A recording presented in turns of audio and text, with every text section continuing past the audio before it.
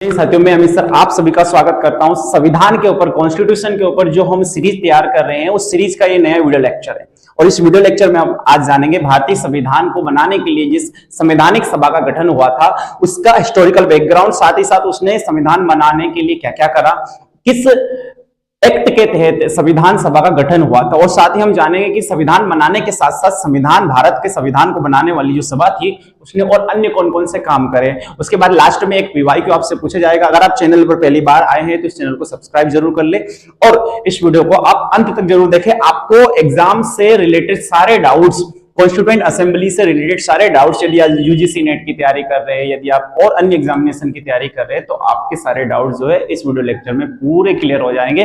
चलिए आगे बात करते हैं कॉन्स्टिट्यूएंट असेंबली। सबसे पहले हिस्टोरिकल बैकग्राउंड को समझते हैं।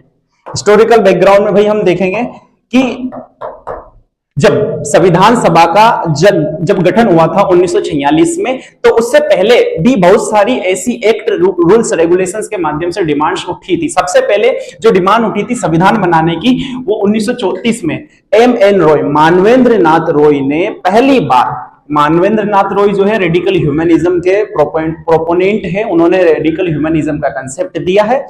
मानवेंद्र नाथ, एम.एन. रॉय वो भारत में कॉन्स्टिट्यूएंट असेंबली का प्रस्ताव जो है रखते हैं। कब रखते हैं? 1934 में, पहली चीज। उसके बाद में 1935 में Congress, Indian national Congress officially ये डिमांड करती है कि भारत के लिए संविधान बनाने के लिए एक संविधान सभा का गठन होना चाहिए। ठीक है भाई, इंडियन नेशनल कांग्रेस ने 1935 में ये डिमांड रख दी। उसके बाद में क्या होता है, British government through the August offer, यानी कि अगस्त प्रस्ताव के माध्यम से ब्रिटिश गवर्नमेंट ये डिमांड रखती है, एक्सेप्ट कर लेती है।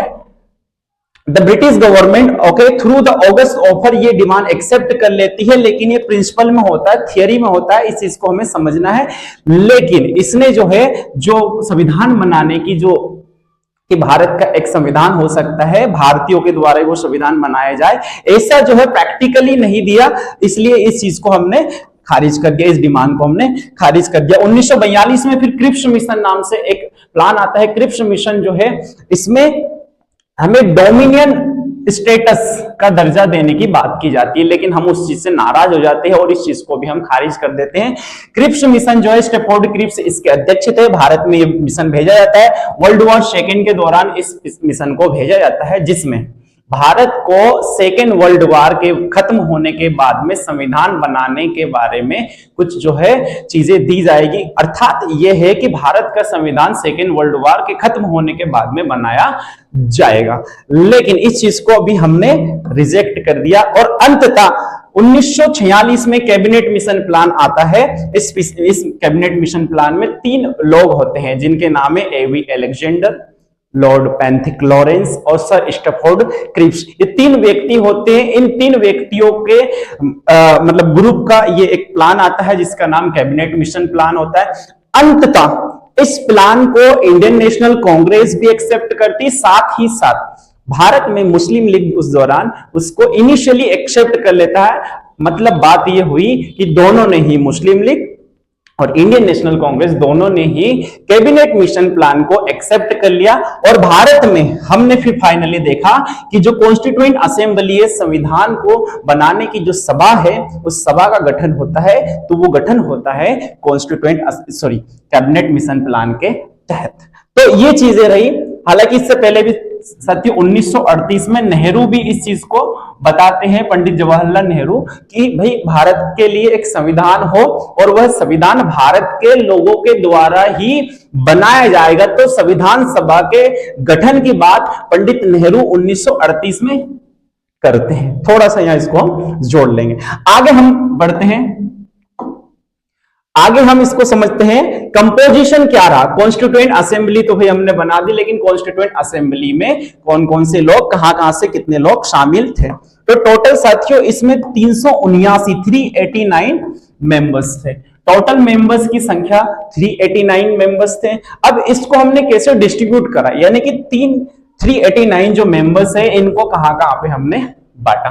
तो ब्रिटिश इंडियन प्रोविंस है, इसमें हमने 292 मेंबर्स बांट दिए। उसके बाद में 4 जो मेंबर्स थे वो थे चीफ कमिश्नर्स प्रोविंसेस से, 4 मेंबर्स कमेंट करके बताइए वो 4 एरियाज कौन कौन से थे जहां से चीफ कमिश्नर्स प्रोविंसेस के जो मेंबर्स थे वो इलेक्शन लड़ रहे थे कॉन्स्टिट्यूएंट असेंबली के लिए। आगे हम देखते हैं प्रिंसली स्टेट्स को 93 सीटें मिली, यानी प्रिंसली स्टेट्स कौन थे?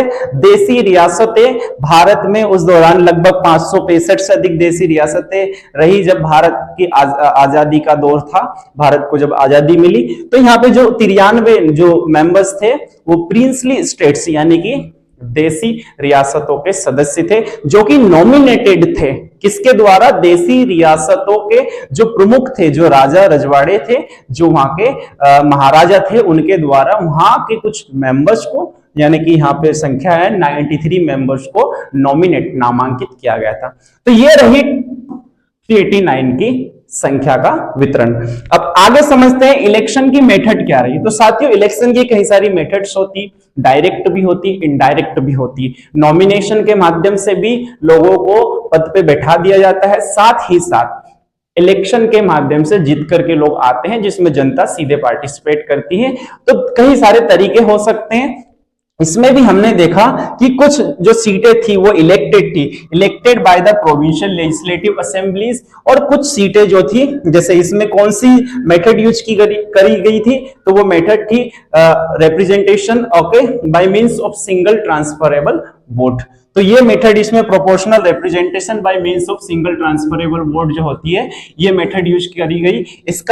इसके ऊपर हम डिटेल में आगे जब इलेक्शन के ऊपर देखेंगे तब इसके ऊपर चर्चा करेंगे, लेकिन इसका एक शब्द में मैं समझाऊं, इसमें आपका जो वोट होता है, वोट जो डाला जाता है वो खत्म नहीं होता है। जैसे जनरल इलेक्शन में वो वोट खत्म हो जाता है, उसमें ये प्रक्रिया लागू नहीं होती, लेकिन यहाँ पे आपका वोट दूसरे व्यक्ति को ट्रांसफर हो जाता है, आपके वोट की वैल्यू रहती है। जनरल इलेक्शन वाले में मेजोरिटी होने की वजह से जो माइनॉरिटी वाले वोट्स होते हैं उनकी जो वैल्यू खत्म हो जाती है, लेकिन यहाँ पे ट्रांसफर हो जाता है। यह सिस्टम है, यह मेथड इसमें यूज करी गई।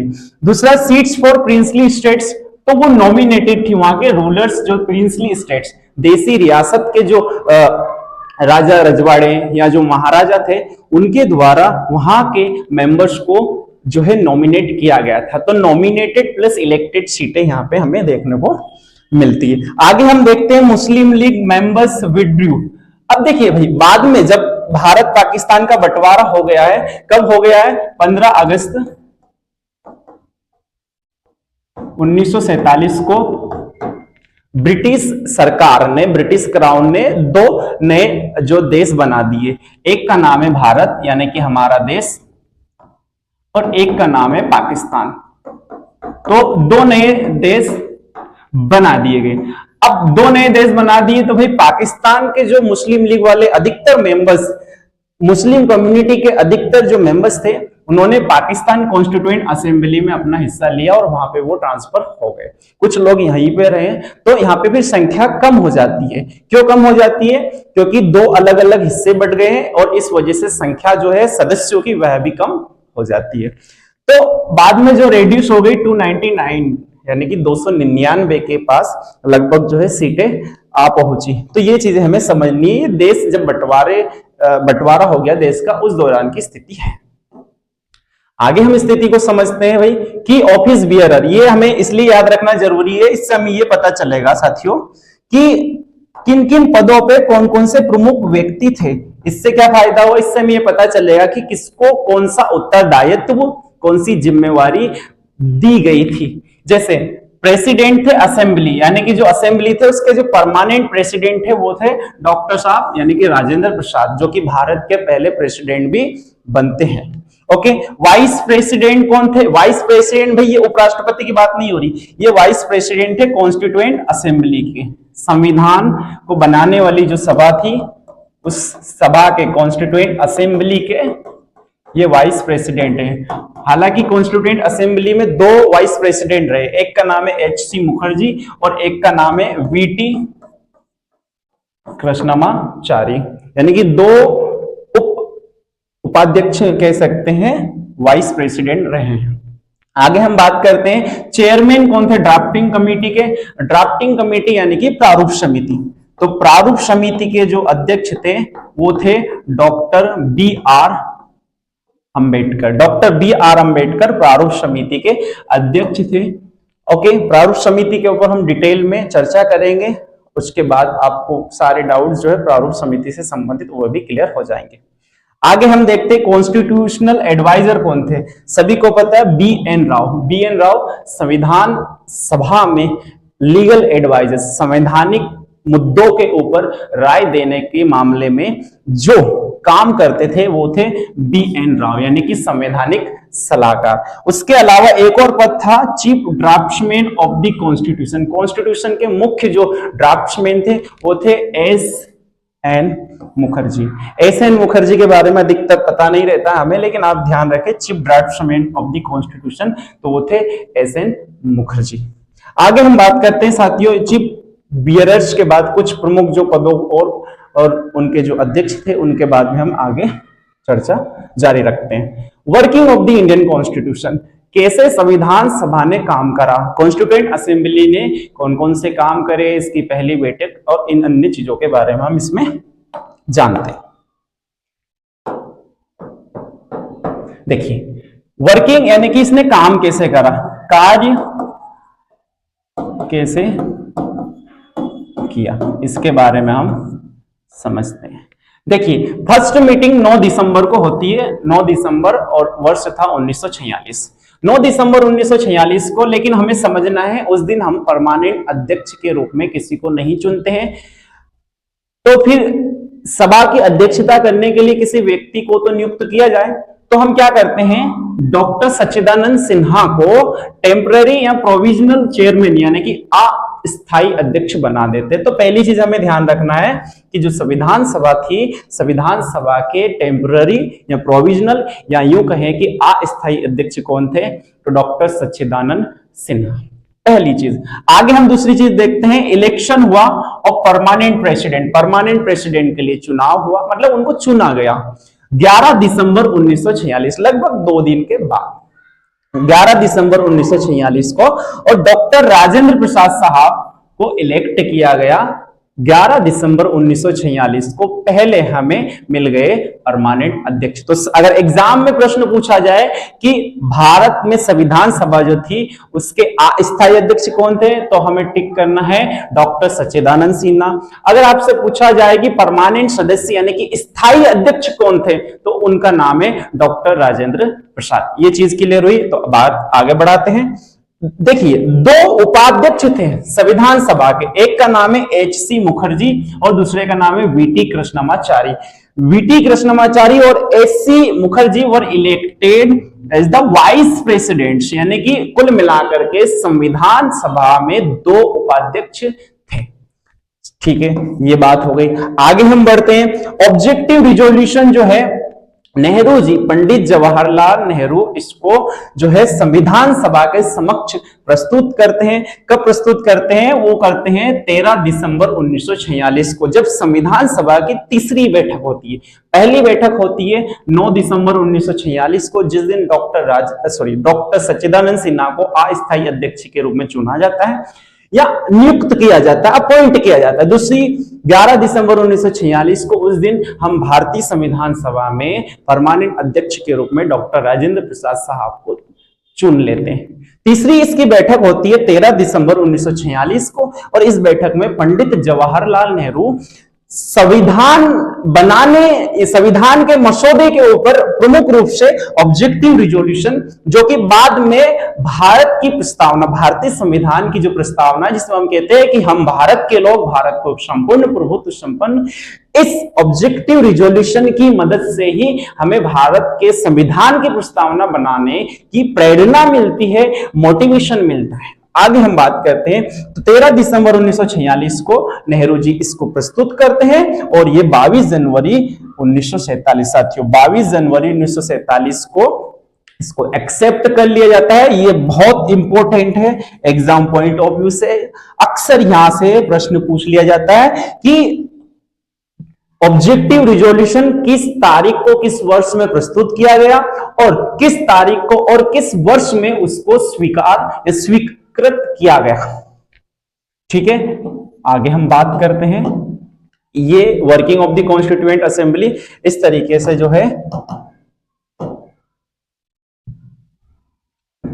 हमारी जो संविधान सभा काम करती है। उसके बाद में हम कुछ फीचर्स देख लेते हैं भारत के संविधान सभा के, यानी कि भारत के संविधान को बनाने के लिए कॉन्स्टिट्यूएंट असेंबली किस तरह की चीजें कॉन्स्टिट्यूएंट असेंबली में थी, यानी कि इसमें इलेक्शन कैसा हुआ, उसके बाद में कौन कौन से लोग शामिल, कुल मिलाकर के विशेषता। जब आप मोबाइल खरीदते हैं तो आप उसके फीचर्स देखते हैं, आप कुछ भी चीज करते हो तो आप उसके फीचर्स देखते हो। सेम वे में हमें देखना है कि कॉन्स्टिट्यूएंट असेंबली के कौन कौन से फीचर्स, कौन कौन सी विशेषताएं थी।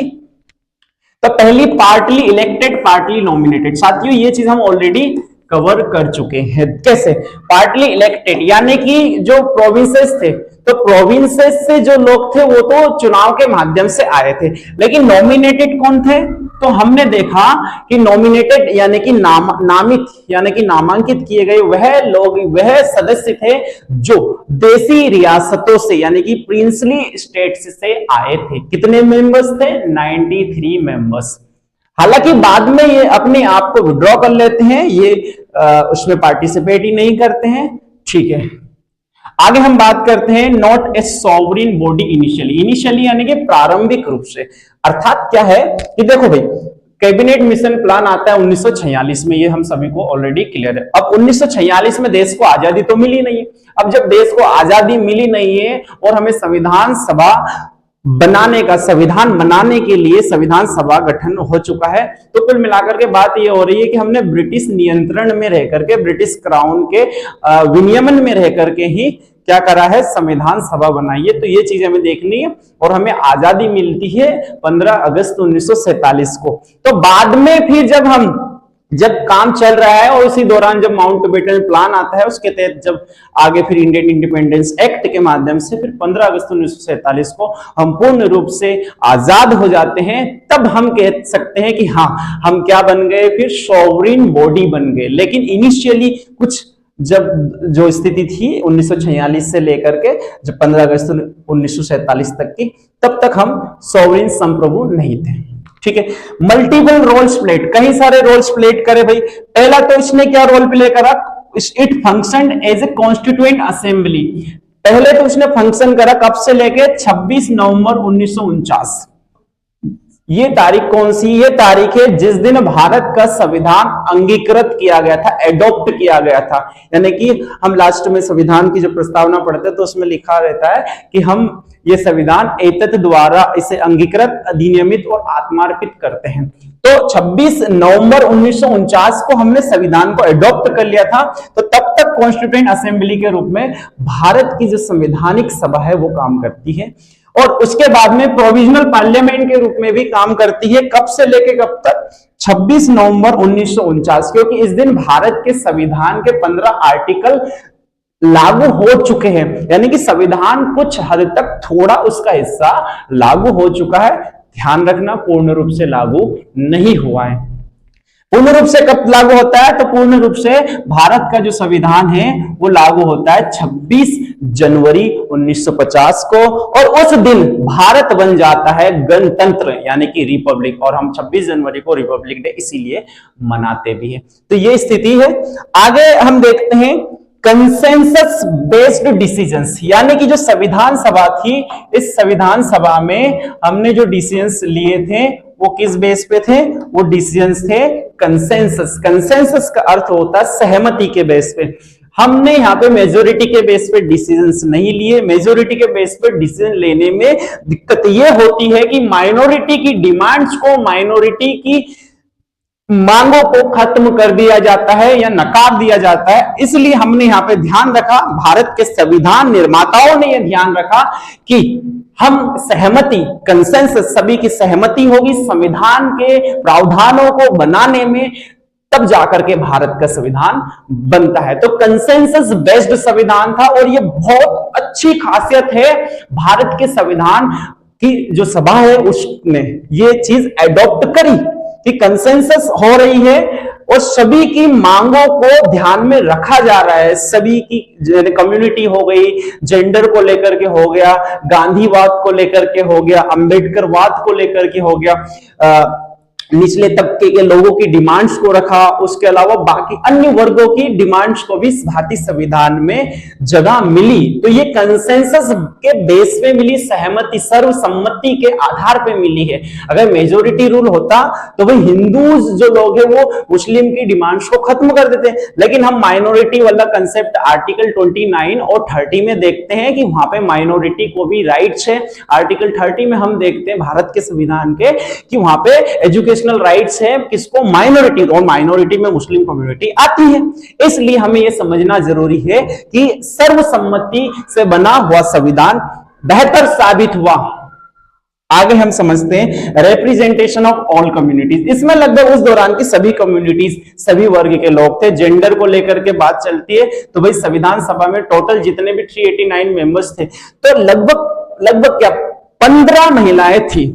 ये एक थोड़ा सा हमें समझने वाला मामला है कि 15 महिलाएं थी, लेकिन साथियों हम ये समझ सकते हैं कि अमेरिका जैसे देश में महिलाओं को पार्टिसिपेशन ही नहीं मिला। अभी जापान में भी हम देखते हैं सनाई तकाइची करके पहली महिला जो है वहां की प्रधानमंत्री बनती। कुल मिलाकर के बात यह है कि विश्व के दुनिया के जितने भी डेवलप्ड कंट्री है उन डेवलप्ड कंट्री में भी महिलाओं को उतनी तवज्जो नहीं दी गई, लेकिन भारत में कहीं ना कहीं 1947 के दौर में ही, 1950 के दौर में ही, दशक में ही भारत ने महिलाओं को उनकी स्थिति, उनकी क्षमताओं को देखते हुए यानी कि डिसीजन मेकिंग में, कानून बनाने में जगह दी। यानी कि 15 महिला सदस्य भारतीय संविधान सभा में सम्मिलित थी।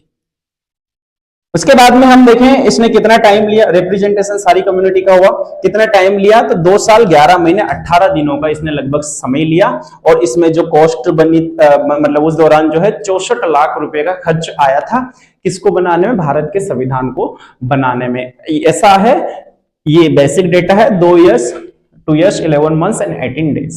आगे हम बात करते हैं साथियों कुछ इंपोर्टेंट कमिटीज रही। कॉन्स्टिट्यूएंट असेंबली की कुछ प्रमुख संवैधानिक समितियां थी। यहां से अक्सर प्रश्न पूछे जाते हैं कि उन समिति के अध्यक्ष कौन थे और कौन कौन सी समितियां थी। प्रमुख समितियां 8 से 9 समितियां प्रमुख थी, लगभग इसमें 20 से 22 समितियां थी।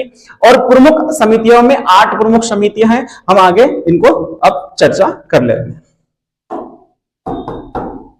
देखिए सबसे पहले तो हम देखते हैं सबसे जो इंपॉर्टेंट समिति थी वो थी ड्राफ्टिंग कमेटी। ड्राफ्टिंग कमेटी का गठन 29 अगस्त 1947 को 29 अगस्त 1947 को हुआ था और इसके अध्यक्ष बनाए गए थे BR अम्बेडकर, भीमराव रामजी अम्बेडकर को इसका अध्यक्ष बनाया गया। साथ ही साथ इसमें 6 और अन्य सदस्य थे, कुल मिलाकर के 7 मेंबर एक कमेटी थी। साथियों 29 अगस्त की तारीख के दिन एक भारत की सबसे महान शख्सियत का जन्म होता है। उस महान शख्सियत का जन्म हुआ है जो खेल से संबंधित है। आप उनका नाम कमेंट सेक्शन में लिख के जरूर बताएं।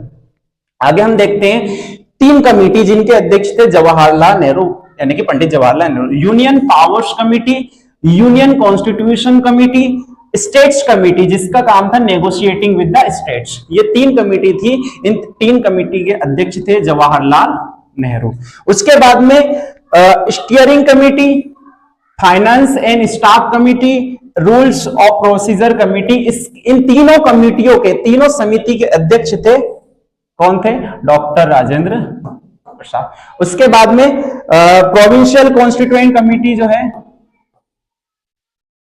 उसके अध्यक्ष थे सरदार वल्लभ भाई पटेल। देखिए प्रोविंशियल कॉन्स्टिट्यूशन कमेटी उसके अध्यक्ष सरदार वल्लभ भाई पटेल। और एक और इंपॉर्टेंट कमेटी है, इससे अक्सर प्रश्न पूछे जाते हैं, advisory committee on fundamental rights and minorities. Advisory committee है, किसके ऊपर ये सलाह देगी है समिति, ये समिति सलाह देगी फंडामेंटल राइट्स, मौलिक अधिकारों के ऊपर, मौलिक अधिकार से संबंधित, प्लस माइनॉरिटी, माइनॉरिटी यानी कि जो संख्या में जो कम है उनसे संबंधित, यानी कि अल्पसंख्यकों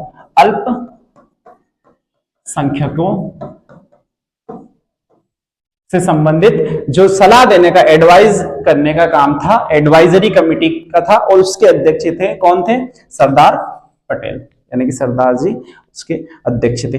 आगे हम बात करते हैं साथियों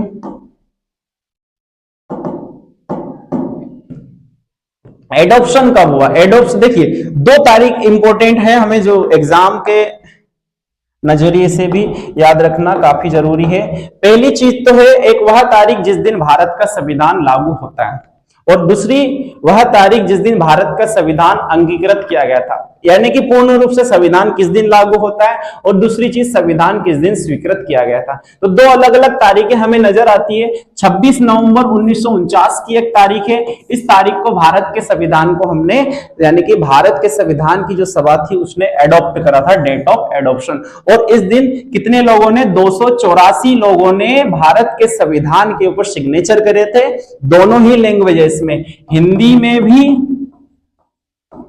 प्लस इंग्लिश में भी, यानी कि दोनों ही लैंग्वेज में हमारे भारत का संविधान बनाया गया था। ये इंपॉर्टेंट है, ध्यान रखना। तो 284 लोगों ने भारत के संविधान के ऊपर डेट ऑफ एडॉप्शन यानी कि 26 नवंबर 1949 को इसके ऊपर अपने हस्ताक्षर करे। दूसरी चीज इन्फोर्समेंट डेट। इन्फोर्समेंट डेट का अर्थ यह हुआ कि लागू किस दिन हुआ, तो इसकी लागू होने की तिथि है 26 जनवरी 1950। इस दिन भारत का संविधान पूर्ण रूप से लागू हो गया और हम बन गए रिपब्लिक। और ये जो है 1930 में जो पूर्ण स्वराज की जो डिमांड उठाई थी उसके बेस पे जो है हमने 26 जनवरी को डिसाइड करा था। आगे हम बात करते हैं सिग्नेचर। वही 284 लोगों ने, मेंबर्स ने इसके ऊपर हिंदी और इंग्लिश दोनों ही उस पर फाइनली सिग्नेचर करते हैं और भारत का जो संविधान है वो पूर्ण रूप से मतलब एडॉप्ट हम कर लेते कब, यहाँ पे, और पूर्ण रूप से लागू करते हैं उसको 26 जनवरी 1950 को। आगे इसके हिंदी वर्जन की बात करते हैं तो कैलीग्राफी, उसको सुसंस्कृत भाषा मतलब सुसंस्कृत किया, उसको सजाया गया था किसके द्वारा, प्रेम बिहारी नारायण रायजादा के द्वारा। उसके बाद में इसको इलस्ट्रेशन किया गया था, यानी कि उसके ऊपर सजावट की गई थी, किसके द्वारा की गई थी, नंदलाल बोस और उनकी जो टीम है शांति निकेतन की, उन टीम के सदस्यों के द्वारा जो भारत के संविधान को सजाया गया था। और उसके हिंदी वर्जन को कैलीग्राफी यानी कि अच्छे सुंदर अक्षरों में, सुंदर भाषा में, कैलीग्राफी का अर्थ होता है सुंदर भाषा की लिखावट, तो सुंदर भाषा में जो लिखा गया था वो लिखा गया था प्रेम बिहारी नारायण रायजादा के द्वारा। आगे हम बात करते हैं एक पीवाईक्यू है साथियों आपके लिए। इस पीवाईक्यू का आंसर आप, इस पीवाईक्यू का आंसर आप जरूर दे करके जाइए। तो पीवाईक्यू क्वेश्चन ये है, क्वेश्चन है कि for which purpose was the cabinet mission, जो कि 1946 में आया था। कब आया था साथियों? 1946 में। ये भारत में किस उद्देश्य के लिए भेजा गया था? इसमें 4 ऑप्शन है। Okay, to establish a national government, या फिर to work out a constitutional arrangement for the transfer of power, या फिर इसका ऑप्शन सी है to suppress the intensity of the national movement, या option D a constituent assembly to be elected by provincial जो states है उनके द्वारा। तो साथियों ये आपके सामने क्वेश्चन रहा, इसका आंसर आप जो है कमेंट सेक्शन में लिख करके जरूर भेजिए, ताकि हम और ऐसे ही वीडियो लेक्चर और इससे संबंधित पीवाईक्यूज आपको उपलब्ध करा सके। साथियों अगर ये वीडियो लेक्चर आपको अच्छा लगा है तो अपने दोस्तों के साथ में इसे शेयर जरूर करना, और साथ ही साथ अगर आप चैनल पर पहली बार आए हैं तो इस चैनल को सब्सक्राइब जरूर करें, और ऐसे ही वीडियोस लेक्चर देखने के लिए आप बेल आइकन को भी क्लिक कर लीजिए, ताकि जो नए वीडियोस अपडेट आते रहेंगे उसके ऊपर आपको जो है जानकारी पहली बार मिल सके। और आपको किन टॉपिक के ऊपर, संविधान से संबंधित टॉपिक के ऊपर, हमारी सीरीज तो संविधान की चल ही रही है, लेकिन आपको अन्य विशेष टॉपिक के ऊपर अगर आपको चर्चा करनी है कि आप उसके ऊपर समझ विकसित करना चाहते हैं, तो उस वीडियो के बारे में, उस टॉपिक के बारे में आप लिख करके भेज सकते हैं। हम कोशिश करेंगे अगर ज्यादा से ज्यादा ऐसे प्रश्न आते हैं तो उस टॉपिक के ऊपर हम जो है चर्चा करेंगे। साथ ही साथ साथियों नीचे व्हाट्सएप ग्रुप चैनल की जो है, व्हाट्सएप चैनल की जो हमने लिंक सेंड कर दी है, यदि आपको पीडीएफ पीपीटी इस क्लास की, इस वीडियो लेक्चर की चाहिए तो आप व्हाट्सएप चैनल ग्रुप से सम्मिलित हो जाइए, वहां पे आपको इसकी जो पीपीटी मिल जाएगी, पूरे जो है प्रिंट आप करवा करके वहां से स्टडी कर सकते हैं। आपका बहुत बहुत धन्यवाद, आपने वीडियो देखा। Thank you very much.